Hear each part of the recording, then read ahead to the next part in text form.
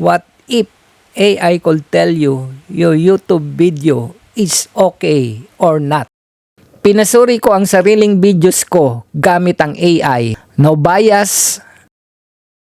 And this might be the most honest content review I've ever done. And guess what?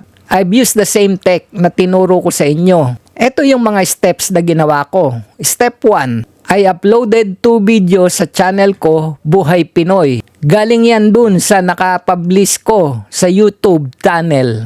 Yung intro video at Notebook LM demo, kinuha ko yung URL links. Pinasok ko sa Notebook LM, an AI tool na kayang gumawa ng summaries ng transcript ng videos. In seconds, I got full breakdowns of both videos. Then, I handed it over to ChatGPT. Not the usual ChatGPT ha, a custom version trained for YouTube analysis. Ang resulta, a brutally honest evaluation report kung saan niya sinabi kung ano ang malakas, mahina at kung saan ako dapat mag-improve. Literal na parang may AI coach ako. So if you're a creator or just curious kung kaya talagang i-breakdown ang AI ng YouTube videos mo, watch this till the end and see if AI told me I'm on the right track or not.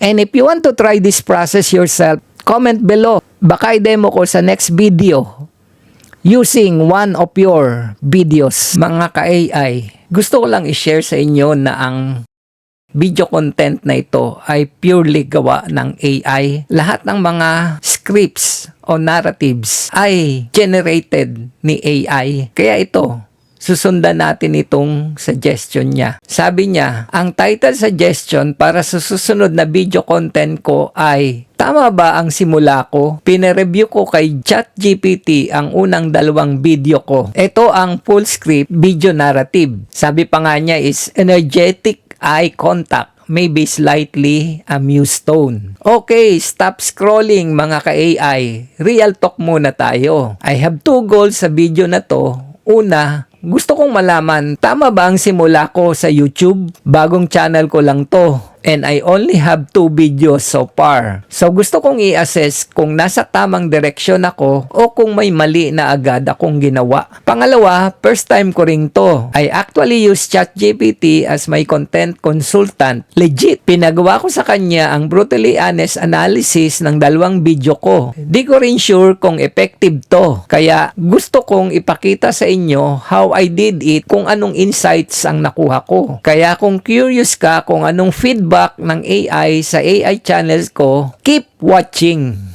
AI ang magiging content judge ko. Brutal kaya ang verdict? Let's find out kung pasado ako o palpak. Ito ang channel ko. Buhay Pinoy, bago pa lang. 2 videos pa lang ang meron. Pero seryoso na agad ako. Kung gusto kong malaman kung effective ba ang ginagawa ko, from thumbnails to titles, and even yung content mismo, ipapasilip ko sa AI. Mag-consult ako sa isa sa mga nagawa kong personal AI tool. Ang tawag ko dito ay BCC Concept Pro GPT. It helps YouTube content creators conceptualize video ideas, align with trending topics, and tailor content to target audiences for optimized engagement and growth. Ito ang gagawin ko. Mula dito sa Notebook LM, ikakopy ko itong in-upload kong YouTube video. Itong naka-highlight na ito ay ikakopy ko. Dito ko siya ipipaste sa BCC Concept Pro GPT. After pasting it, bibigyan ko siya ng instruction. Just read only. Don't do anything and wait for my further instruction. Ito ang sagot niya. Sige, nabasa ko na ang buong script. Handa akong maghintay sa susunod na instructions. Same thing dun sa ginawa ko sa unang video content. Kinopy and paste ko rin siya dito sa BCC Concept Pro GPT. At ganun din ang gagawin ko. Itong just read only and don't do anything and wait for my further instruction kay BCC Concept Pro GPT. Same reply. Nabasa na rin at handa na rin maghintay siya sa susunod na instructions. May niredy na rin akong prompt.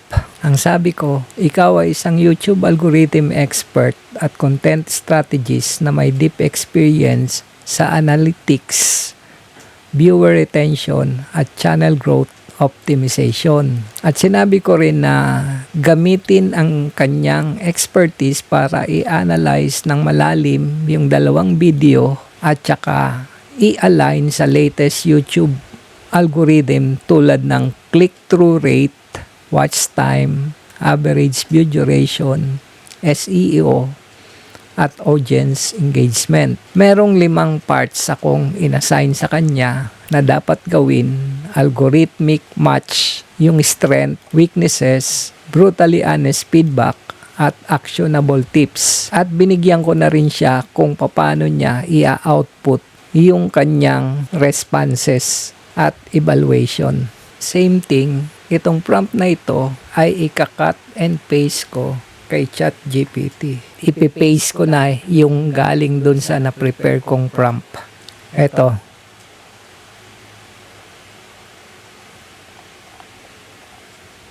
Tignan natin kung ano ang ibibigay na responses ni BCC Concept Pro GPT.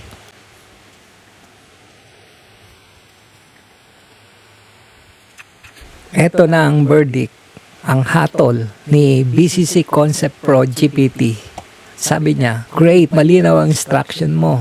Ibabase ko ang buong analysis sa 2 video scripts na binigay mo. Una, intro video. Pangalawa, yung notebook LM demo video. Ito ang full strategic analysis sa video 1 ng Buhay Pinoy intro video. In terms of algorithm, compliance score, 7.2 lang siya out of 10. Yung mga factors dito is yung click-through rate, 6/10, watch time, 8/10, ABD, 7/10, metadata SEO, 7/10, engagement, 8/10. At meron pa siyang mga detailed explanation. Meron namang top strength. Una, clear audience targeting, 9 score. Ang score ay 9. Tone relatability, 9. Mission clarity is 8. However, meron din siyang top 3 weaknesses. Too much info at once. So binigyan lang niya ng 5 na score kasi info overload, masyadong mahaba without visual pacing or segmented structure. No hook or pattern interrupt sa start. 6 lang siya kasi mahina ang first 5 seconds. Tapos low title, thumbnail, optimization, assumption lang niya ito. Pero ito yung mabagsik. Brutally honest critic. This video feels like heartfelt open letter. Pero sa YouTube, people don't have time to read letters. May solid message daw ako, pero kailangan ng mas maiksi, mas punchy, at mas segmented delivery. Think TikTok style, pacing. Kahit YouTube ang platform. Also, mukhang mas para sa loyal subscriber ito. Pero wala kang loyal subs sa first video. Kaya dapat hook agad. Ito yung strategic recommendation niya for improvement. Add a hook in the first 5 seconds. Katulad ng, alam mo bang may AI kayang gumawa ng captions, vlog at hugod lines in seconds? Tapos break into chapters with visual transition, thumbnail strategy, optimize title, at end ng specific CTA. Para naman sa video 2, yung tungkol sa notebook LM, in terms of algorithm compliance, medyo mas mataas siya kaysa dun sa naunang video kasi 8.5/10 ang rating niya. Ang factors din niya dito is yung CTR, 8/10, watch time is 9/10, ABD is 8/10, metadata SEO is 8/10, engagement is 9/10. Top 3 strengths niya is yung strong hook and retention style. Yung kasing start nun is stop scrolling plus rapid benefit delivery is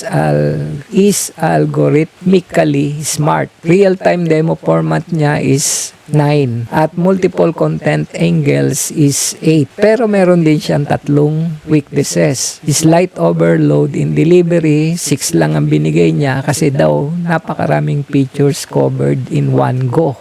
maaring hindi lahat ma-absorb. Minimal face time or personal visual branding, assumption lang niya ito, binigyan niya ng 7. Tapos lack of clear NCTA for next step is 7. Eto na naman ang malupit.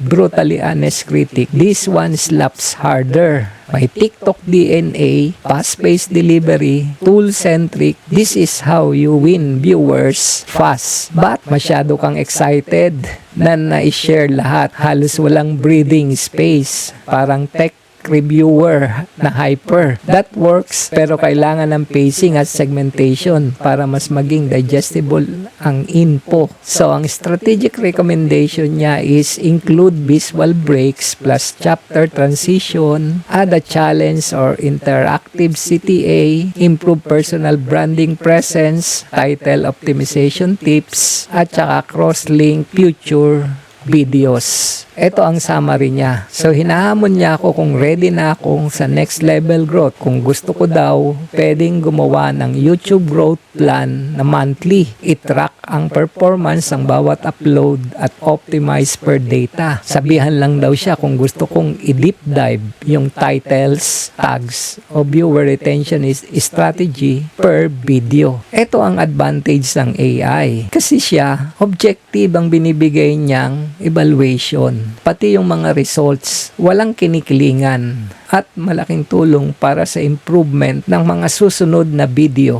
Kaya, kung gusto mo ng AI assistant na hindi lang basta smart, kundi Pinoy smart sa pang-araw-araw na gamit, subscribe na, click the bell at i-share mo to. Tulungan nating malaman ng buong bayan na may AI na ganito kagaling. Buhay Pinoy, AI mo, AI ko. AI nating lahat. Kita-kits sa next video.